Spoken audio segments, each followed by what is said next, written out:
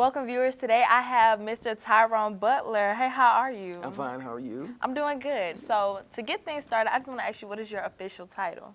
Official title is Executive Director, but I'm the founder of the Augusta Mini Theater as well.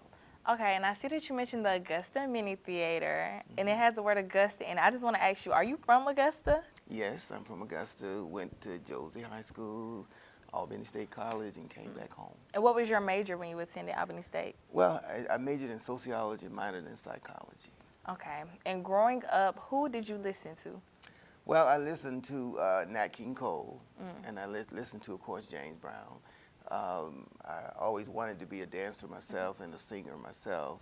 I had one problem, though. I had a ballad-type voice and a James Brown-type rhythm, so I could never sing and dance at the same time. Two different things going. So. Yeah, okay. And I noticed that you mentioned James Brown. I just want to ask you, what was it like getting to know the Godfather of Soul? Well, I got to know him through, the play, the research, but being from Augusta, I had an opportunity to meet him on a couple of occasions, and I don't think he met me. You know how that goes. I met him. Yeah.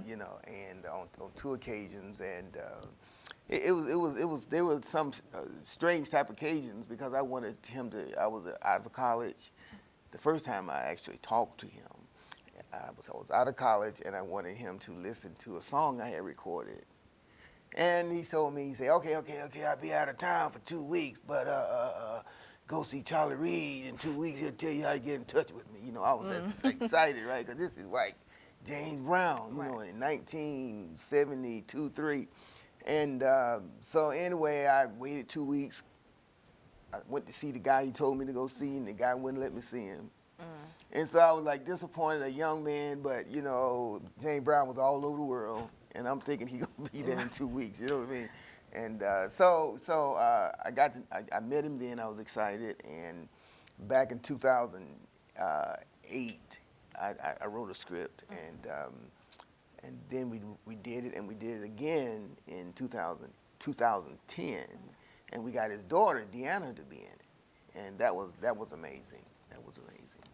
Okay, and I know that you recently did a show of that play, and I was there, and I just want to say that I enjoyed myself. I was very entertained, but I just want to ask you, what was it like working with the young talent and just the experience of it? You want me to tell you the truth? Yeah. No.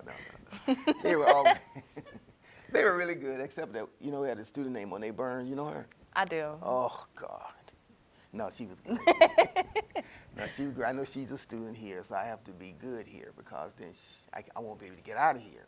Oh. So I'm gonna make up a Definitely. lot of things about her that are good. Okay.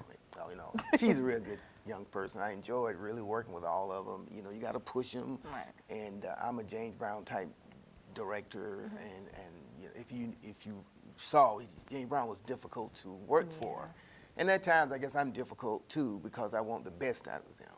That's all I want, is the best out of them. And of course, we had to push them, and we pushed them.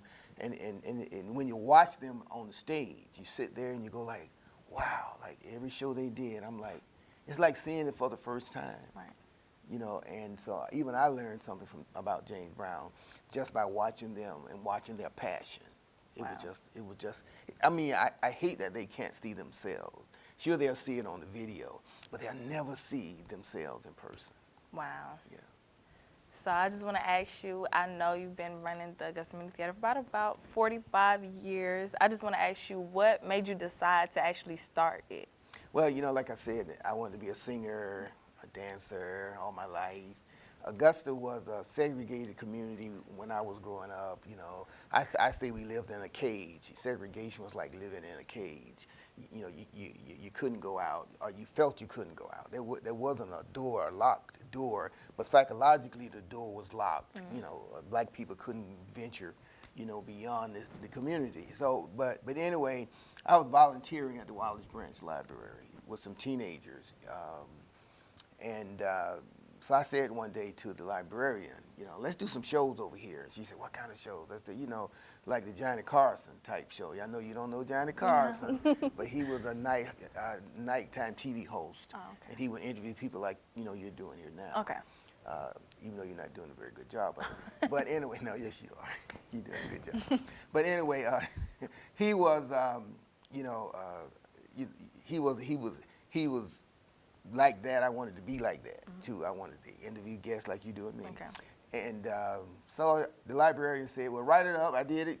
2 weeks later, she said they approved it and they do it here. And when you want to have your first show, I said, well, da-da-da-da, and it ended up being October 8th, 1975. So was that the moment when you really sat down and was like, wow, this is really what I'm going to do? Right. I knew then this was it. Now, at first, my goal was to do this for 5 years, do the mini theater, and then I'd go out and be a singer. And then, you know, when you are married with children, you know how you do. Right. The children started coming to the mini theater, like my children, sort of.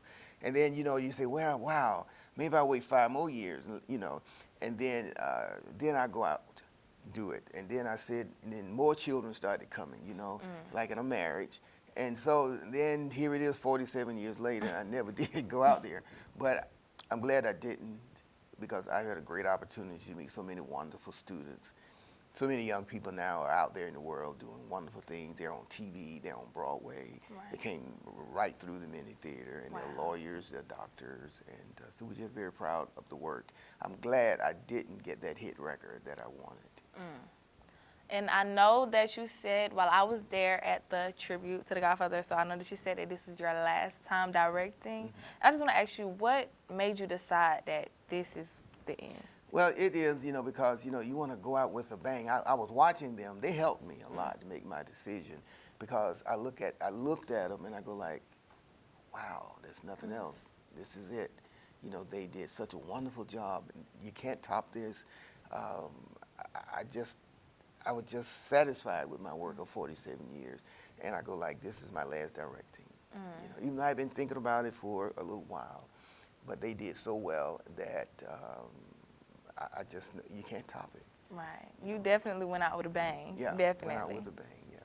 So I know the first 5 years of you started the Augusta Mini Theater, you gave free classes. And I just want to know, how important is it to you for young students or young children to just take theater arts?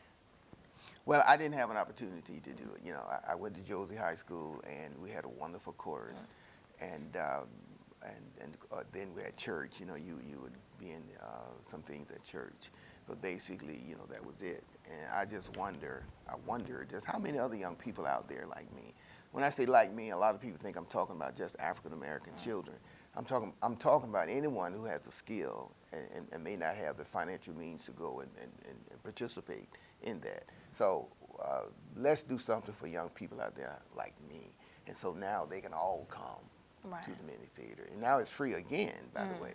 And we offer classes in acting, we offer classes in the visual arts, modern dance, as well as piano. So it's like an umbrella. You know, you come there on the umbrella. And we became the first art school in Augusta in 1975. That you can go and take everything under one roof now. We have wonderful Augusta players, we had a wonderful Augusta ballet, opera, but you know, you had to go to those places and take that, and then you go that, take that. But the mini theater, you came right there, and you had the opportunity to take everything. So I'm glad that you mentioned your classes. Can you introduce some of your staff so that people who's watching, who may decide to go down to the Augusta Mini Theater and take some of those free classes, can you introduce them to some of the people that they will be introduced to? Well, Augusta Tyrone Butler would be the first one. She has been with us. We started October. She came on board in December. And every actor that has come through the mini theater really came through her. And every actor that's on Broadway, in a movie, in commercials. We have students right now in commercials that are running nationally. The lawyers, the doctors, the on and on. She is the one. She is that play you saw. You know, like I said, I started out with them, but she came on board and they listened to her. You know, and like they didn't listen to me, right? But anyway, no, they did. Most of them did. But anyway, they all did. But anyway, she was able to go in there and give them that theatrical thing. So she's one of the best in the world. And wow, if I had an opportunity with the kids in first grade, 1st through 12th grade, you know, those are students we take. I definitely get in there in her class. She can have as many as 85 to 90 students, Wow. you know, in one semester. Then we have the piano classes. We were unfortunately, Mrs. Hardy, our piano teacher for 10, 12 years, 14 years, she died of COVID. And so Mrs. Ruffin is there with us now, Mrs. Judith Ruffin, and she has volunteered her. She's a retired educator, and she has volunteered for the last 20, 25 years, and she's a wonderful person. And then we have Miss Jenna. Miss Jenna is our dancing young lady you saw doing yes. the tap. Yeah. You know, she's young, you all's age, kind of, but she's a wonderful teacher. And we have Miss Smart. We got her from Jersey. She came to Augusta, and she's our visual arts teacher. Okay. You know, and we have a very, very good staff, you know, second to none. And of course, we have public relations person, you know, with Miss Wheeler. We have development director, Miss Cummings, and we have Miss Johnson, who's a fiscal person, and Miss Blair. And I know I'm probably missing somebody, but yeah, we have a great staff. That's good. Not too long ago, in 2018, you received the NAACP Humanity Award, and I just want to ask you, how did you feel in that moment? How do you know that? I did my research. Oh, you did research? Okay, all right. No, yeah, I did. You know, they tried to trick me, you know, because you know how they get you there, you know. Yeah. So, Commissioner Dennis Williams, now former Commissioner Dennis Williams, evidently he nominated me, and he wanted to make sure you coming. You know, I'm an artist, right? So I know something is wrong. Something is up. Why he gonna come out the day of the event? You coming? You know, and he's never done that in his life. So anyway, I showed up that night, and there it was. You know, I was shocked, but I suspected something, but I didn't know what. But it's an honor, you know, for the NAACP. You know, you look at our work. We've been dealing with issues like social issues, you know, like guns. Like one place, all God's children got guns, for example. You know, be more than hips.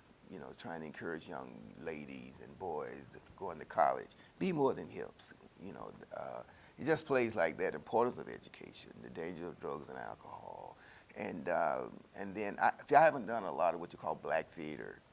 You know, we do what you say theater, but black theater is black people doing theater about black experience. So, but James Brown's play is black theater, and the play we did called Caged is black theater. But I got the governor's, not the governor's. I did the governor's awards. Did you know that for excellence in the arts? See, you don't know everything. Do you? But anyway. No, we got that back in the day, though. That was 1984. You weren't Before born. my time, yes.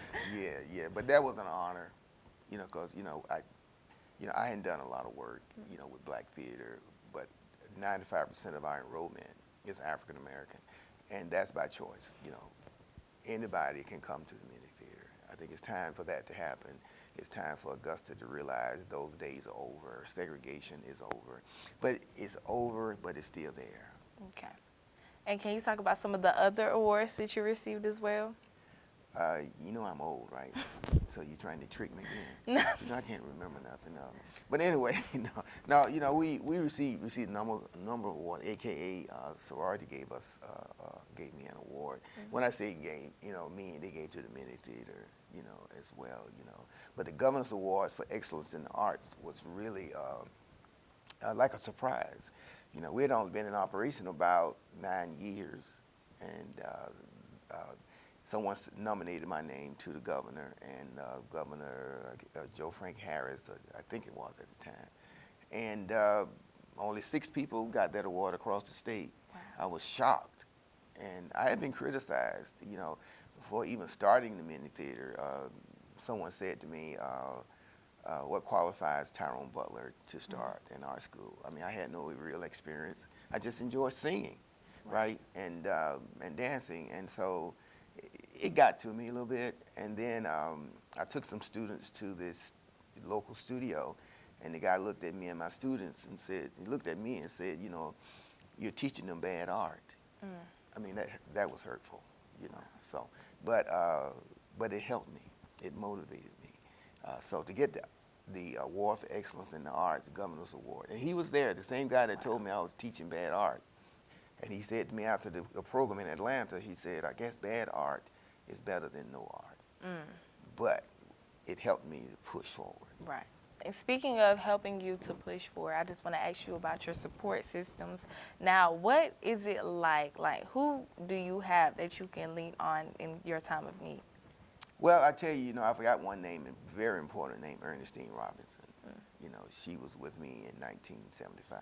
She was the first employee. She came with me. We were all working at the same Augusta OIC, and she came with me. And a very special thank you to the late Ed McIntyre, who was a commissioner at the time, and who provided us with some seed money. And so Ernestine Robinson and I moved away from that organization and started running the Augusta Mini Theater. So she's one I know I can depend on. And we got a lot of people out there that are supporting us and have supported us over the years. Former Senator Charles Walker did a great job, Representative Ben Allen and a few others, and now we just got a diverse group of donors, And I mentioned Mrs. Ruffin, for example. Now we have what you call an endowment started, and thanks to her first gift, we were able to take that, and someone came along, gave a few more dollars, and now we got a small, about a $50,000 endowment. That's for the future. For the future. That's for the children that are in the mini theater now. Wow. Yeah. Wow. So, and I just want to ask you, because I know sometimes being an African-American man, sometimes mental health seems to take the back seat sometimes. I just want to ask you, how is your mental health? Are you okay? Who you been talking to? Nobody. You've been talking to, you've been doing some real research. You know what medication I'm on too, don't you? No. Well, it's you wear and tear. You wear and tear, and that might be one of the reasons I'm sort of not directing anymore, because your tolerance level, it's not as high as it was, but I think I don't remember everything as well anymore, but I think I'm okay, and I got a little sense now that I want to tell young people, especially young African Americans, get help. If your mental illness is an illness just like anything else, and I'm not saying I'm mentally ill. Can you tell I'm not mentally ill? I can. Okay, no, really, it's get help, and I say that to you, and I say that to students here at this school. You got the suicide rate is so high among young people because they get frustrated and they don't seek help. But as far as me here, I'm pretty stable right now. That's great. That's great. I don't know how I'm going to be after this interview with you, but anyway, I'm okay. I do good. That's great to know. And I just want to thank you for your time, for coming out. I had a very pleasure time doing this interview with you. Okay, thank you very much, and I wish I could say the same, but but anyway, no, it's great. Thank you for coming to the play. Yes. I hope everybody here at this school will come out. Well, we got 2 more shows. 2 more shows. We got the 3rd Saturday and Sunday in February at 3 o'clock. Okay. And we'll be over at Betty's Academy the next weekend. Okay. Doing a show. So get the principal and the teachers. They got to see Monet. They got to see Monet Burns. Yeah. Thank you. I am Harmony Howe, closing out with Mr. Tyrone Butler. To focus on what really matters to the victims, what really matters to the community. Okay, and while we're talking about violent crimes, I just want to talk to you about the police brutality in Memphis against Tyree Nichols, and you being a DA, a person in position of power, and just let alone a human. How does this situation make you feel?